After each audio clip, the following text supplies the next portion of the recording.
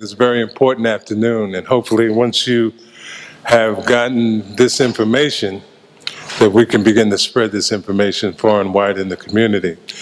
Because there's not much truth that's being spread about what's happening in this region of the world. That mostly what we're hearing doesn't say at all that the long-term desire of the United States has been to encircle Russia and to squeeze it. And it doesn't mention at all what forces are involved in it, the role that the banks play, the role that the military-industrial complex plays, the role that big oil plays in this. It doesn't talk about that at all. It gives us a snapshot, and then it tries to tell the story just by looking at that snapshot. But there are some important historical antecedents that have led up to where we are right now. And if you don't understand that, then you really don't understand what's going on. So the question is, what's driving the new Cold War? Will it escalate? Can we stop it? And the thing is that the only people that we know that it's going to escalate. And the only way that it'll stop is if we stop it. Is if we organize ourselves, if we organize others, and begin to try and apply as much pressure as we can to stop the greed, because a lot of this is being motivated by greed. We're losing our ability to tell our story. We're losing the opportunities to come to the airwaves, to begin to speak to people about what is in fact going on. The people of the U.S. can be a mighty force when aroused, mobilized, organized. And that's why we're here, because we need to begin to mobilize. This is dangerous, a dangerous world situation. But the times are also changing. The very policies the U.S. military imposes around the world are now coming home in massive austerity, cutbacks, low wages, and always combined with war, endless war. And that changes the material basis of every struggle. It's different conditions now. Now, people in the Ukraine at the grassroots gave a monumental surprise to the coup organizers in Kiev this past month. Washington's plan was to terrorize the population into silence. That's the role of fascist shock troops. Overturn the elected government, and the fascist forces thought they only needed the backing of the U.S., an invitation to the White House, a few billion in IMF loans. It was a done deal, facts on the ground. Or so it seemed. U.S. imperialism, in their arrogance, always underestimates the ability of people to resist. The workers in the Ukraine did something wholly surprising, unexpected.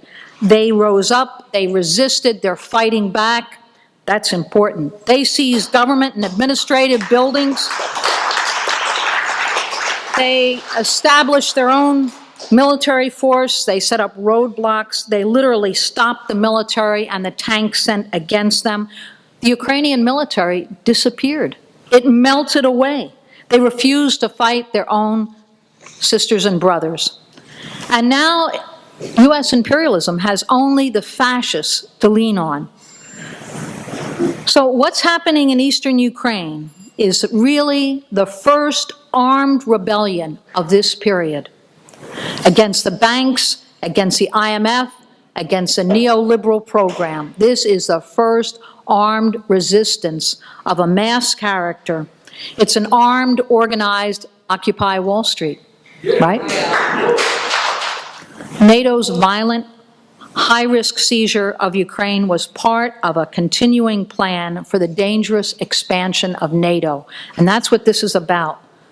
Right now, as we meet, as we speak, the biggest war games and troop maneuvers in NATO's history are going on. And Russia today had their own nuclear war game, so it's getting pretty high stakes that we need to take very seriously. In the Ukraine, It was key to NATO's plans. They spent billions on it. They bragged about the billions they spent. The goal was ousting Russia from its military, its naval bases in Crimea, turning those into NATO bases facing Russia. That was the plan. Total conquest and recolonization of Russia. Wall Street is determined that there be no competing powers in Russia or China. It's encirclement. Those are their plans. Sanctions and threats. They wanted to seize the key industries of Ukraine, Ukrainian factories, by ending the export of critical engines and parts to Russia. 40% of Ukraine's exports to Russia are armaments and related heavy machinery, vital for the oil and gas industries. That's what they want to get a hold of. They wanted control of the oil and gas lines from Russia to Europe. They had lots of plans. They want it all. And they had plans for the people of Ukraine, too. What are their plans? Austerity, everything to the banks, loot the pensions, double the costs of fuel, cut the wages, make Ukraine safe for McDonald's. In Ukraine, the People's Republic of Donetsk raised surprising demands: return the industries to nationalized ownership, demand a say in economic decisions, stop the sell-off of industries, reverse what's already been done, and have a referendum so that the people decide. And their fight is our fight. It's building solidarity with those fighting fascism in Ukraine that will raise the struggle here. I want you to imagine for a minute a meeting, a rally, a conference, not much different than this one, maybe a little bigger. Perhaps something that you've been to in the last couple of years, like an Occupy Wall Street encampment, or an anti-war conference, or a rally against police brutality. Imagine then that your event was attacked by 1,000 members of the Ku Klux Klan, armed, ready to kill, sent with the blessing of the government, with police ordered to pull back. Imagine then that these gathered activists were forced to take shelter in a union hall, and that the response of the Klan was to set fire to the union hall, killing dozens of people inside, both workers from the union and the activists who were sheltered by them. What would the response be of the movement here to something like this? I ask you to think about it because that's exactly the horrifying scenario that took place in Odessa just over a week ago, on May 2nd, where at least 46 people were killed on that day, most of them in or around the House of Trade Unions, where activists had taken shelter after their encampment, their protest encampment, had been burned with Molotov cocktails by the fascists sent by Kiev. Most of the people who died that day actually did not die of fire or even suffocation. Many of them were shot and killed through the windows of the building by the fascists before the fire reached them. Others tried to escape by jumping from high windows. Some of them died in the fall. Some of the survivors died after being beaten by the Nazis on the ground with bats and chains. And this is the reality of the situation that activists there are facing right now. And you can see why people in Donetsk and Lugansk and other areas have taken the initiative to protect themselves, have set up their own militias to protect themselves and keep the fascists out.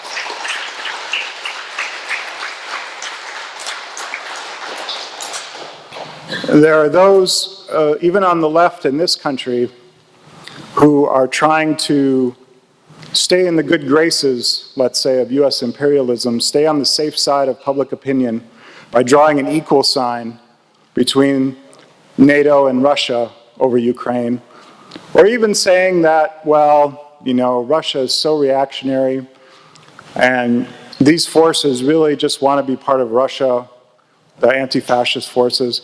So to hell with them, if we're with anybody, we're with, the Democrats in Kiev. And we say no to that. Look at the reality. Stop pretending with your insufferable Western racist imperialist arrogance that you know better than the fighters against racism and imperialism on the ground in Ukraine. The people who are fighting and dying, the people who, like us here in the US, are organizing against austerity and racism and repression. World War II was the bloodiest war ever. It killed at least 60 million people, about 4% of the world's population, and laid waste most of the planet. And of those 60 million, nearly half, 27 million, were from the Soviet Union. Nearly 14% of the Soviet people died in that war. Men, women, children, Russian, Ukrainian, Belarusian, Jewish, Tatar, Armenian, Azeri, Georgian, Kazakh, Uzbek, all of the nationalities that comprise that great land died in battle or were murdered by the Nazis. How many more were orphaned or widowed, blinded, paralyzed, lost arms or legs, raped, saw their farms, their towns, their cities destroyed? 80% of the Axis forces in World War II were deployed on the Eastern Front against the Soviet Union. That carnage, at least its European phase, came to an end 69 years ago yesterday near Berlin when the German High Command surrendered to the Soviet army, ending Adolf Hitler's dream of a 1,000-year Reich.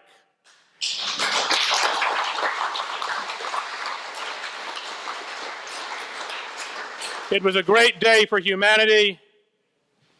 I've been in Moscow and Stalingrad on Victory Day, and words cannot express what that day means, even 70 years later, to the people of the former Soviet Union. But yesterday, celebration of that day was suppressed in much of the Ukraine.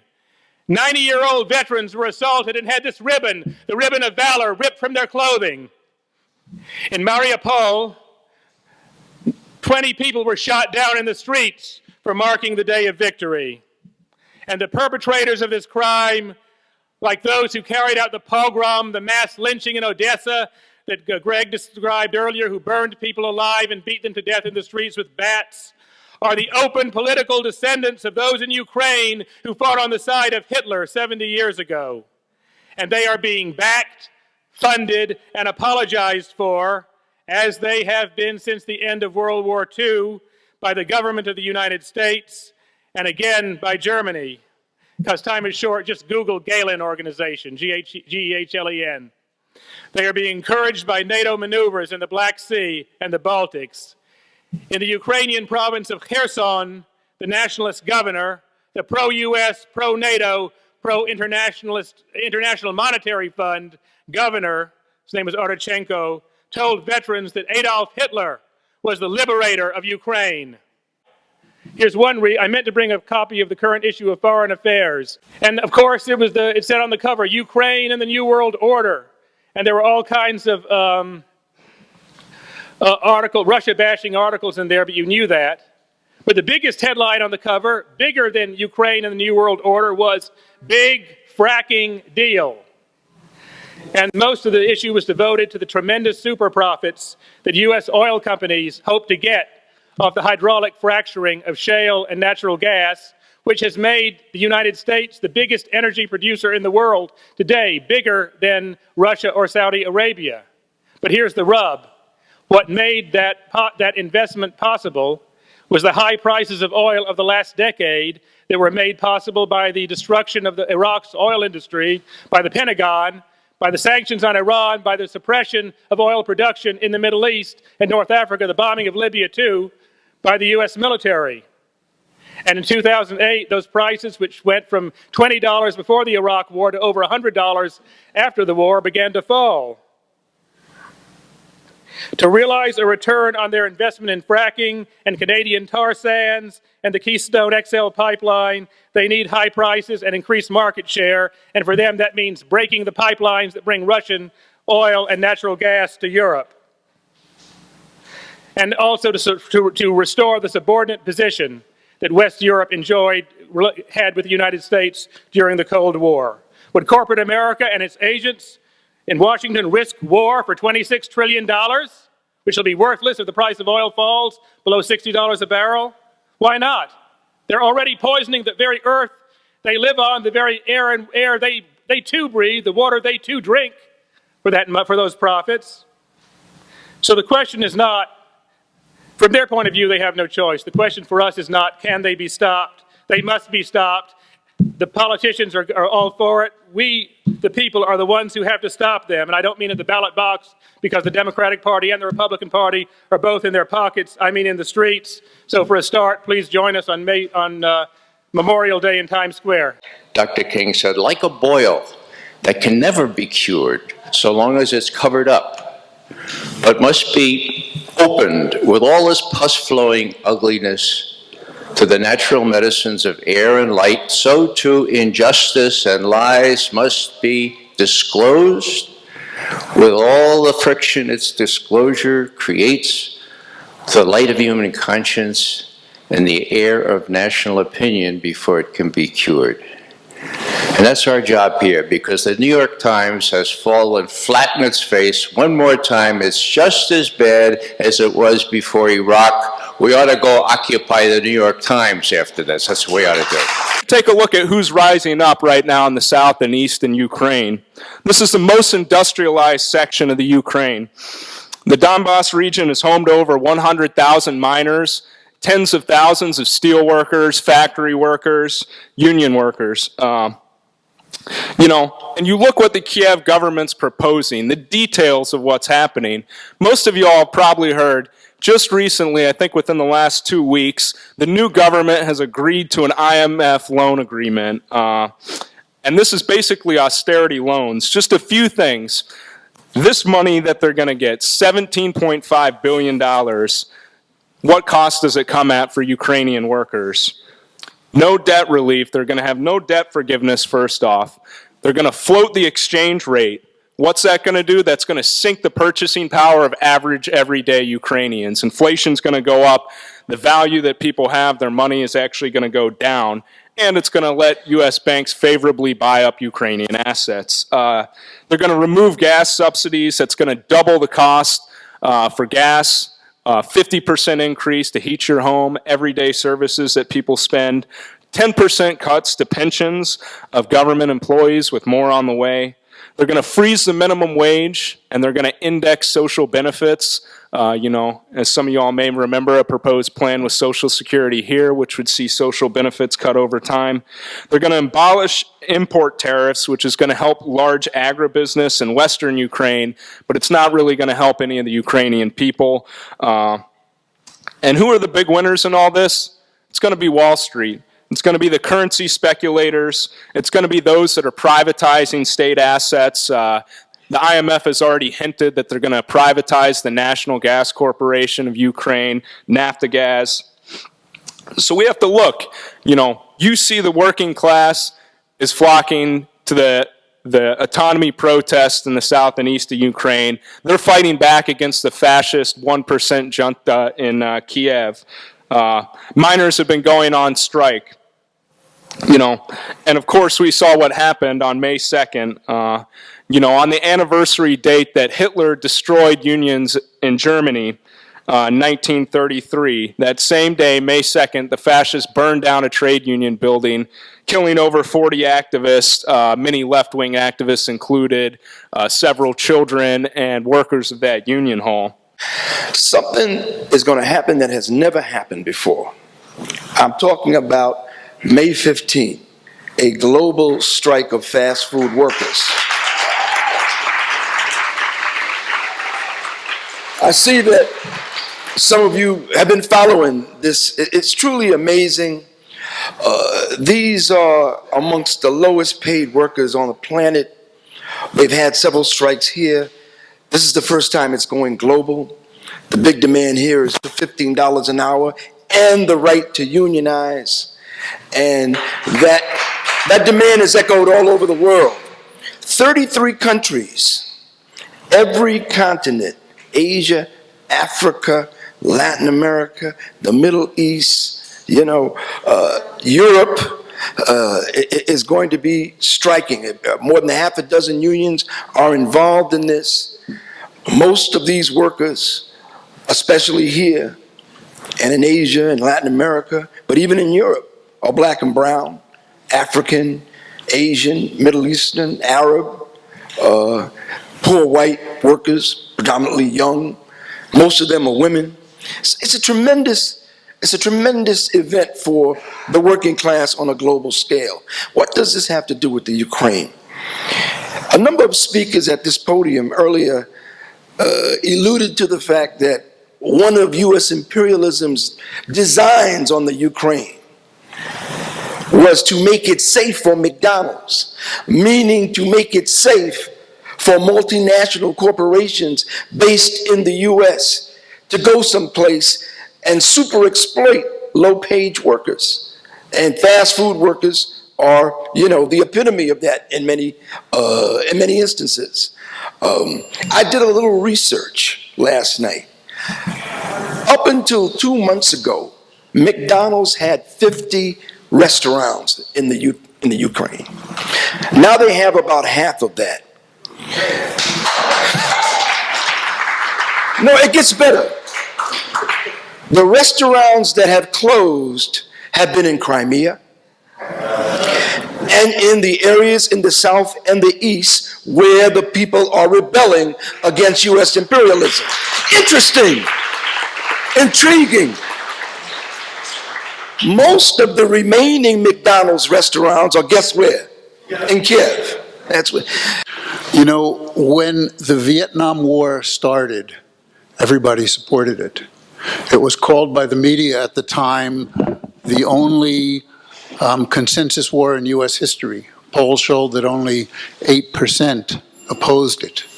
But in the 9 years of that war, things changed drastically. Millions of people came out in the streets. The sentiment changed, and towards the end of the war, over 80% in this country was against the war. People didn't want to see another quagmire. They didn't want to see more war. They were tired of it. They wanted the resources to be brought home. They didn't want to see it anymore. And that sentiment also affected and included GIs, and they stopped agreeing to orders, and sometimes they took actions into their own hands in a more severe way, and they no longer became a fighting force in Vietnam, and that war had to end. The media and the powers that be, not the movement, but the 1%, gave a term to what this sentiment at that time was. They called it a Vietnam syndrome. It was a thing they disliked, they hated, because the American people didn't want to go to war anymore. They had to get over it. We saw some of this when Obama announced, I'm going to go and attack Syria. I'm going to send some missiles there. We got boats heading over in that direction. The world, the entire world, said no. And that was able to stay his hand. So by what people think and what they say is an actual force, an actual power that can stay people's hands. And we have that mass sentiment in this country right now. And that is a great opportunity and a great opening for us. The United States understands it's very difficult to put boots on the ground in any country anymore because of that sentiment. We've stayed their hand from doing that. So they look to other ways of conducting wars. They have proxies, and they have allies, and they have drones. Although in the last budget, they made a lot to do about the fact that they're lowering the numbers in the military, not by very much, by a minuscule amount, but they upped the number of the Special Operations Forces. There are 70,000 Special Operations Forces. They're operating in 75 countries in any given day in this country. And what are they? They call them Special Operations Forces because it sounds nice. They call mercenaries contractors because it sounds nice. These are death squads. These are terrorists. We fought the Vietnam War against communism, supposedly. Now all the wars are fought against terrorism. Even in Ukraine, the rump right-wing coup government in Kiev says they're fighting terrorists in the east and the south. Imagine that. This group of right sector fascists goes to Odessa and burns down and kills people in the House of Labor. And yet those people in the House of Labor are the terrorists, and the people out in the street that burned them down are the good guys? They have reality upside down. This is the paradigm we live in, and all the media just follows suit. And that's why we need meetings like this today.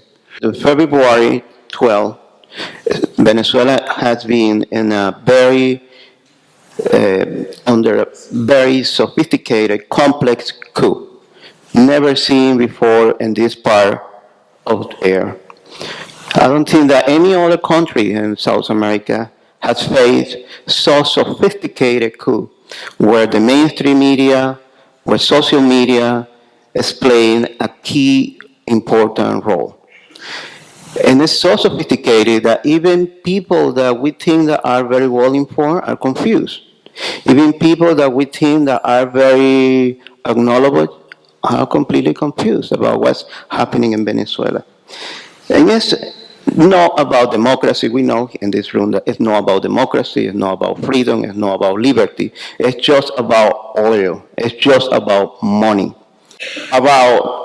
Around 87 big newspapers in South America, including Spain. So all of them have a campaign called We All Are Venezuelan. In other words, we again Venezuela. So because every day they are publishing a page in every newspaper, every 87 newspaper, they publish a page against the Bolivarian Revolution. Of course, they sometimes receive support from New York Times, Washington Post, and meanwhile they're waiting for the critical moment to attack violently to the Bolivarian Revolution. So, in this huge infrastructure, we have also the human rights organization that they play a very important role because they are used, the State Department used the human rights violation as an excuse to attack other countries, and they shape the political frame to be able for the State Department to attack other countries. So we can see the Human Rights Watch was the Vivianco, one of the executive directors for Latin America, was just a few days ago sitting in the Congress on one side with the representative of the State Department, and the other side he was with the former IMF director.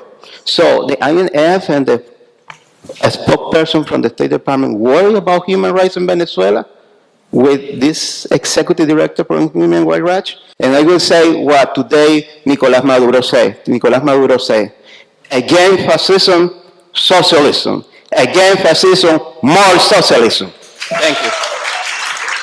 The idea that we are not going to war, I think, while there is mass sentiment against a new war, there's also, truth is that this war is already happening in Ukraine. There is a U.S.-funded war that is happening against the people. The massacre in Odessa, the continued massacres that happened in the past few days, that's war that's happening, and it's being funded and fueled by the U.S., which gives us a bigger responsibility to respond.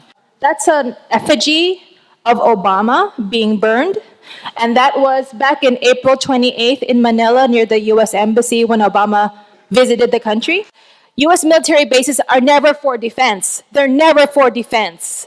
They are there to control the shipping lanes in the Pacific region, which is crucial to commerce and trade, and crucial to maintaining U.S. economic hegemony in the region. And that region is very crucial because now in this global economic crisis, the U.S. needs to maintain control of the Asia-Pacific region because 60% of its export position lies in the region, and that accounts for over $400 billion worth of our economy. Multinational corporations now have what they call investor rights. Basically, a multinational corporation can now sue a government for restricting their right to invest. And that's something that's unheard of, that we've never seen that before. So in terms of labor, the environment, and it's just going to be catastrophic for humanity, for workers here and for workers in the Asia-Pacific region. The US has been in the Philippines for 116 years. And for as long as there's been US imperialism in the Philippines, there's been a very, very strong anti-imperialist movement in the Philippines. And US presence in the Philippines, it's not just military, it's also covert. The US is funding counterinsurgency in the Philippines. And very recently, two top leaders of the Communist Party of the Philippines were arrested illegally and they're now detained. But the hope of the Aquino government, backed by the US, was to decapitate the Philippine Revolution. It has not. In fact, not too long ago, the Communist Party of the Philippines and its armed wing, the New People's Army, celebrated their 45th anniversaries. I think that President Obama's attempt to destabilize Russia will be seen by history as disastrous as George Bush's invasion of Iraq in 2003.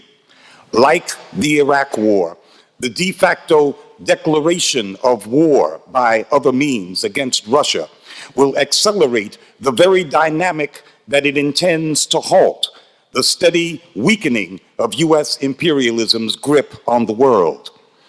It will increase the resolve of a host of nations to disengage themselves from American madness and to strengthen collaboration and cooperation among many countries, and not just Russia and China. The result will be the exact opposite of Washington's intention. The attempt to isolate and destabilize Russia, the other nuclear superpower, may appear to some to be an act of brashness, a flexing of American muscle, an act of imperial overconfidence and recklessness. People thought the same thing when Bush went into Iraq. Iraq was supposed to be a forward US base in Asia to disrupt China's growing ties in the region. Instead, the Iraq War exposed US imperialism's weaknesses. In the days before that invasion, we wrote in Black Commentator that the US had reached too far and succeeded only in accelerating the process of its own decline. Today, Barack Obama is rolling the dice, just like George Bush did, to sever Russia's ties to Europe. Washington has surveyed the global scene and concluded that it has no other choice. The result will be a strengthening of ties between Russia and China, a great anxiety and rethinking among Europeans about their ties to the United States, which is about to harm their economy, and an acceleration of imperialism's death spiral. Power to the people.